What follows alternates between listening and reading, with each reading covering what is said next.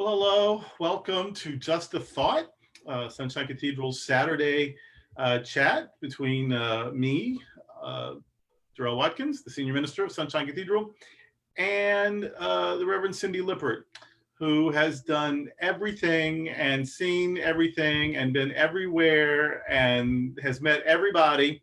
So she's super fascinating. And we discuss a thought every Saturday. And this week's thought is from Martha Smock. Did you know Martha Smock? Yes, Durrell, I did. Did you really? No. Oh. I knew of her. I knew of her. I don't know.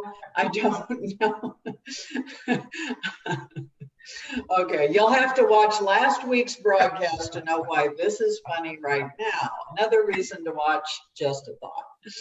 Martha Smock, she was in charge of the Daily Word for about 35 years. Isn't there a chapel named for her or some sort of memorial to her at Unity Village? I seem to remember something of hers in one of the chapels there. And so yeah, she was in charge of the daily devotional magazine that Unity is sort of famous for 35 years. And of course, she's written books, and she was just all around fabulous. And so her quote that we're starting off today says, "We are never alone. We are always one with God," which is something you'd expect someone to say whose job is to sort of pray all the time and help other people pray.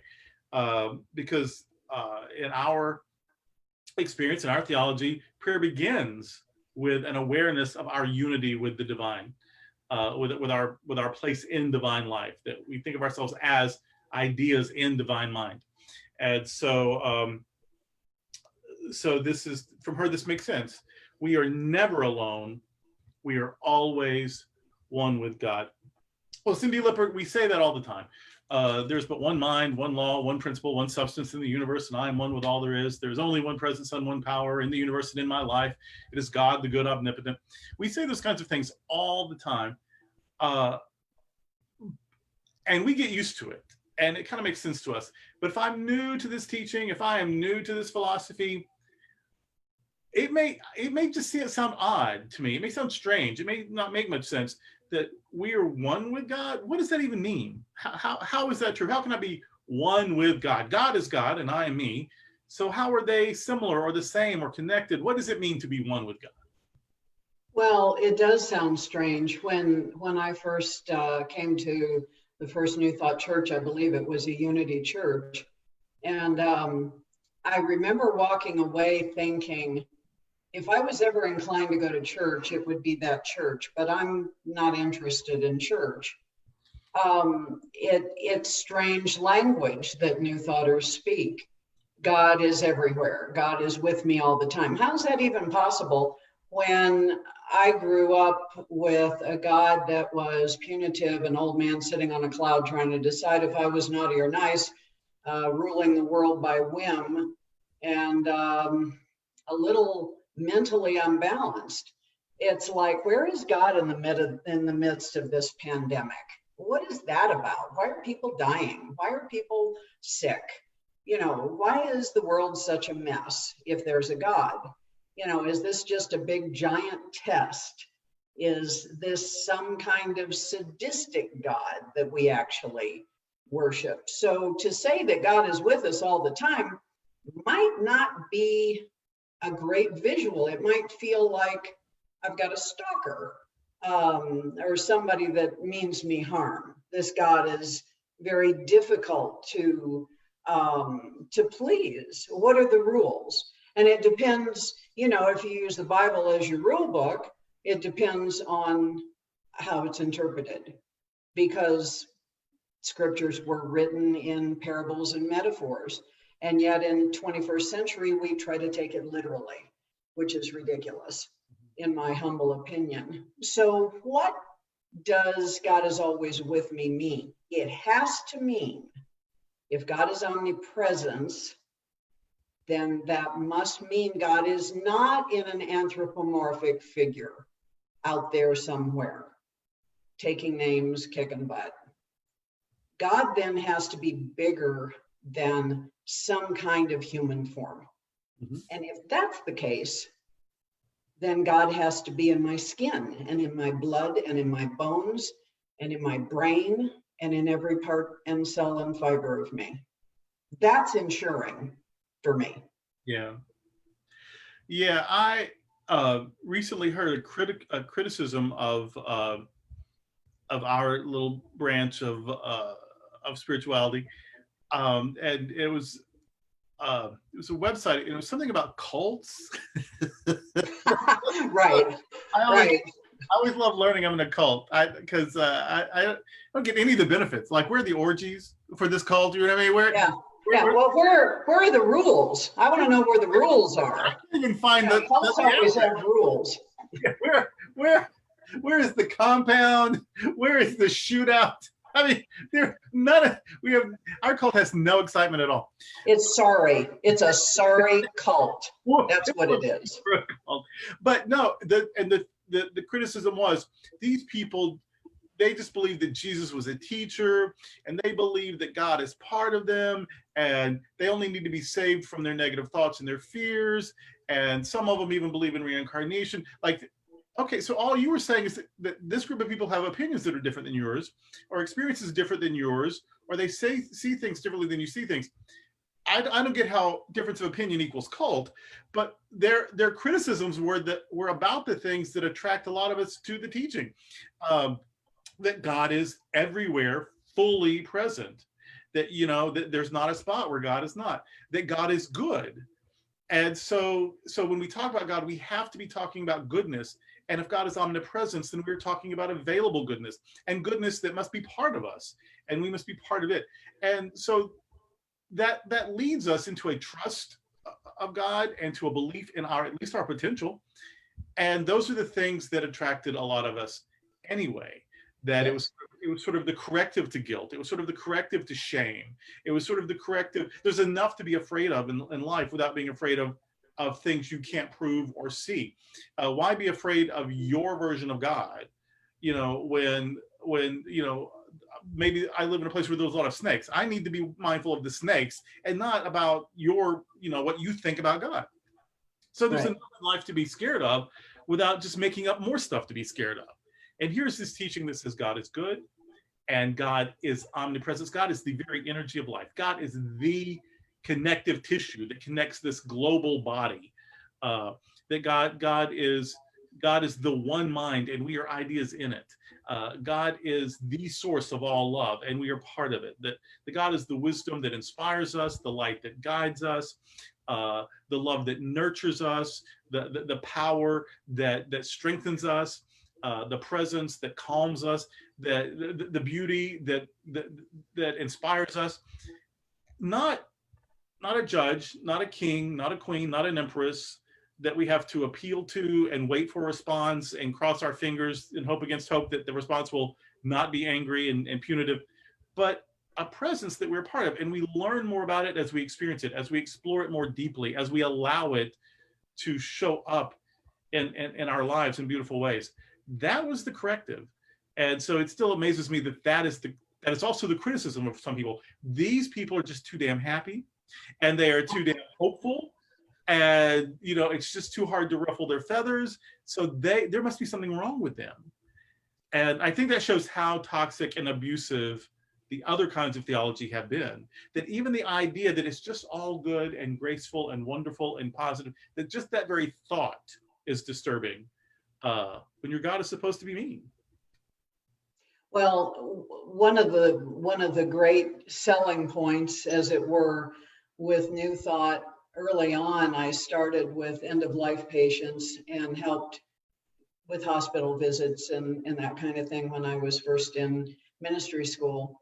And I noticed that these lifetime New Thought elders entered into that deathing period where life here on earth as we know it was slipping away from them, and the beauty and excitement of what is the next step. I've also been with dedicated mainstream Christians that were terrified at the end that they weren't sure they got it right. Maybe they should be baptized one more time. maybe the rules, just maybe it was this other religion. I have a dear friend that passed in such confusion. She was trying to straddle all kinds of different philosophies just to make sure that she had that fire insurance. And Broad net. a broad net, and that's not indicting. Yeah, and before I get skewered here, and I'm sure I will, if I'm lucky, because somebody listened, that that's not the whole of all religion. Religion works very well for a lot of different people, and that's great. What we are talking about, you and I, the New Thought movement came out of a world that was sick and tired of being sick and tired. There had to be a better way. And it's simply that. Does it appeal to everyone? No, no religion does. And of all the religions in the world, this is probably the least religious. Mm-hmm. And we like to refer to it as religious philosophy or spirituality. Yeah, or teaching. Our teaching. And it does appeal to the 12-step movement. I was listening this morning to Russell Brand. I don't know if you've listened to Russell Brand lately. He's quoting Michael Beckwith, for heaven's sake. I mean, it's like, wow, this is so great. Yeah. Well, I mean, this idea that there is a higher power and it's available to all of us, and it's not trying to judge us, it's not trying to condemn us. In fact, there's no way for us to really even be separate from it. That is so empowering. That is so liberating. That is so healing. No wonder that idea helps people get sober. Exactly. Yeah. And so, whereas some other ideas about God might drive you to drink, what I mean? But that there's this loving presence, and it is as much a part of my existence as gravity or light or air. And now I can experience it in personal ways, like who I am as a person and how I look and how I see the things and how I interact with things. That is going to personalize the experience for me. So it's fine if I want to think of God as grandfather spirit or goddess, or, I can come up with, mother pelican or, whatever. I can come up with what's meaningful to me to relate to it and express it and play with it, as long as I realize it's about me. Once I decide this is what it has to be for everyone, and you're a heretic if you disagree, that's where it gets all wonky and crazy, and who wants that? Right. It's true, because, as many different ones as there are of us on the planet, I believe that's as many different ways as we see what a higher power is. I was thinking about our Sage Coaching and Counseling group that Richard and I formed during this pandemic with the intention of helping people in a way that could help them get through this confusing time.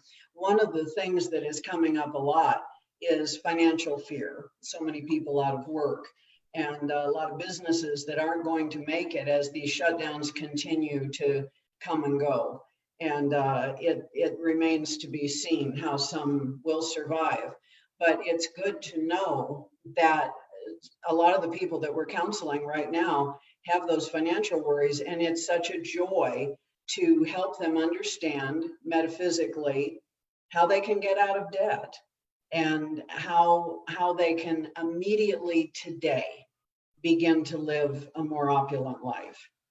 Reverend Candace G was talking about how she made a commitment to be debt-free some years ago and has had that experience. Yeah. Without putting too fine a point on it, when we say God is my health, I can't be sick, God is my life, unfailing quick. When we say God is the source of my supply and my source is infinite, when we say I am participating in the circulation of divine supply, when we are saying that all shall be well, and all manner of things shall be well, when we say there's but one mind, one law, one principle, and one substance in the universe, and I am one with all there is, aren't these just all ways of, one, making us feel better, but also reminding us that divine life is living itself through us, that we're God drops, that we are Godlings, that we are we are the way the universe knows itself. We are the ways that God expresses God's self. And so all of these things are saying they aren't magic formulas for us to get our way necessarily. They're reminding us that what we are in truth, what we are at the core of our being, is everlasting and perfect. And so if we're not having a perfect experience right now, well, one, it can get better, but two, beyond the experience, there is the truth. And that truth is everlasting wholeness and love and joy and peace, because that's what God is, and we're part of that. And so I think sometimes we make our affirmations sound either too rote or too spooky, when really I think they're just reminders. In fact, you told me one time, and I don't know why you thought I needed to know this, but I guess I super needed to know this, because I'm like, well, I'm praying for this or that or something else. And you said, you may never remember saying it, but you said, the only reason we pray is to remind ourselves of our oneness with God. That's right. That's it. Which means the prayer is also the answer. That's right. Well, every thought is a prayer. You know, I'm listening to you and thinking about how these affirmations help, and yet there will come a day when it's just the way you've trained your mind. And do we forget? Yes, that's why we remind each other. That's why we need community to remind each other. And that act of praying is us reminding ourselves, all I need, I have. I have no need. In this moment, right now, I am safe and I am comfortable. I have everything I need. I'm fed. There's nothing that I need right now. And when you're facing the unthinkable, sometimes that small amount of comfort is just enough to shift mentally. But we do affirmations, and it's not about magical thinking at all. It's just reminding us of the truth that we know. And the great thing about affirmations and denials is they're sort of training wheels. Yes. To get us to where we don't need them anymore. And right. so you see that there's so much part of me. I've used them so many times for so many years. There's so much a part of me. Christ, mighty in the midst of me, gives me victory over every limitation. I'm happy, healthy, and prosperous, wise, loving, and serene. That they're just part of me. I am the angel of God's presence, guides and guards me. The angel of supply is ever at hand. I mean, these things just come out of me because they've become part of me. But because they're part of me, I can just go there and say them if I want to, or I can imagine them if I want to, or I can just know. Well, but you got to just like muscle memory. You got to practice piano long enough that you can just sit down and play. Well, that's what our affirmations are. We're practicing long enough that we can just sit down and play.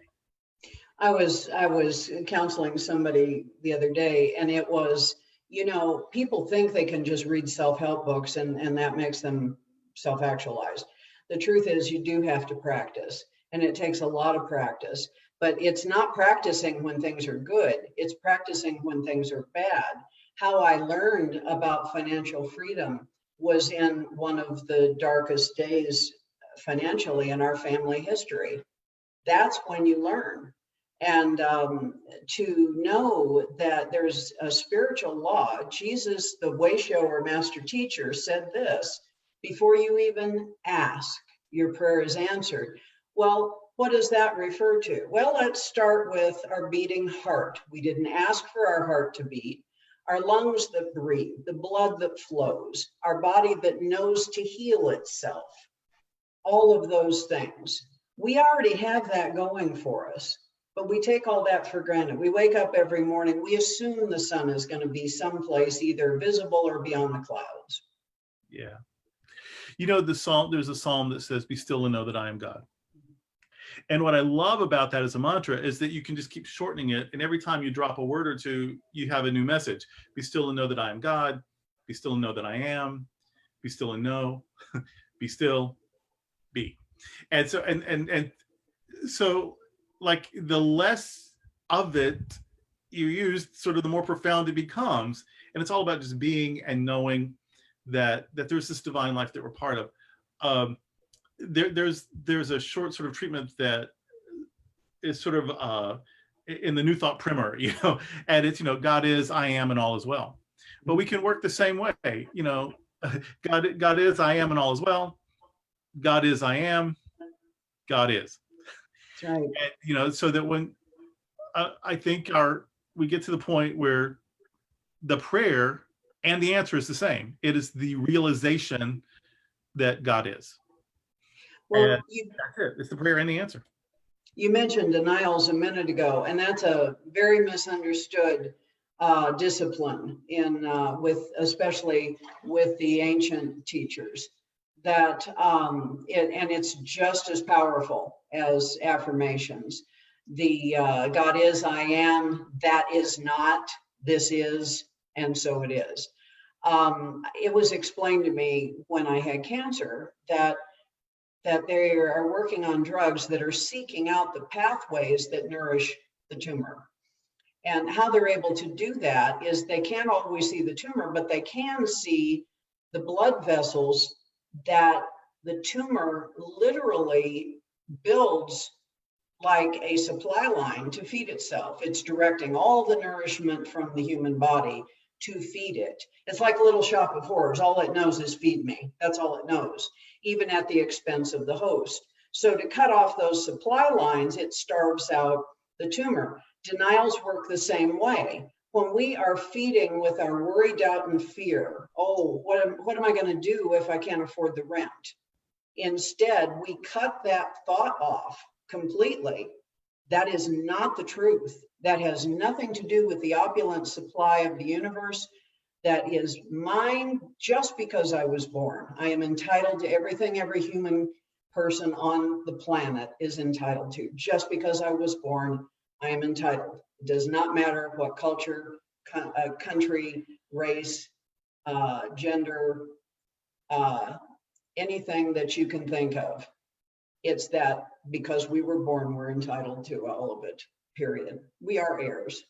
There are some denials that I have used to great effect. And one is, sort of a famous one. Well, it's an affirmation and a denial. I'm centered and poised in the Christ mind, and nothing can disturb the calm peace of my soul. There you go. Love it. Yeah, I'm nothing. centered and poised in the Christ mind, and nothing, here's the denial, nothing Yeah. can disturb the calm peace of my soul. And I just don't think you can say that calmly 2 or 3 times in a row and not feel better. Well, nothing and nobody stands in the way or interferes with my possessing all that is mine by divine right of birth. Not even me. I don't even stand in my own way.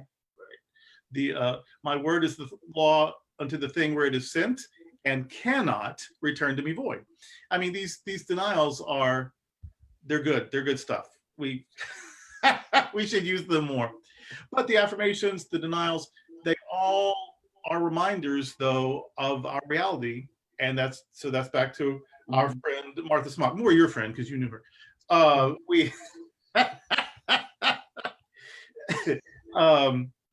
We are never alone. That's the comforting thing, isn't it? That there is a power and a presence always with us. We are never alone. And it's not just some sort of neutral power like electricity. It is the power of love. It is the power of compassion. It is the power of benevolence. It is a presence, but it isn't a presence like a gray cloud. It is a presence like love itself, because that's what it is. We are never alone. We are always one with God. We are never alone.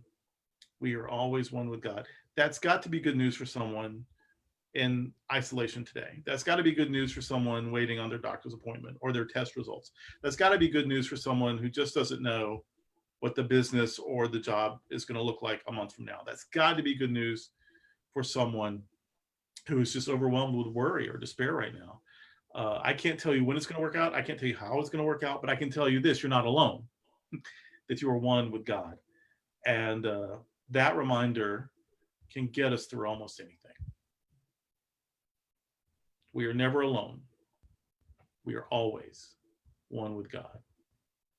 It's just a thought, but I think right now a particularly good one. Well, all right. Thanks, Cindy Lippert. I guess we'll do it again next week. Okay. Hey, we're teaching each other if nothing else, huh? We're having fun. We're learning stuff.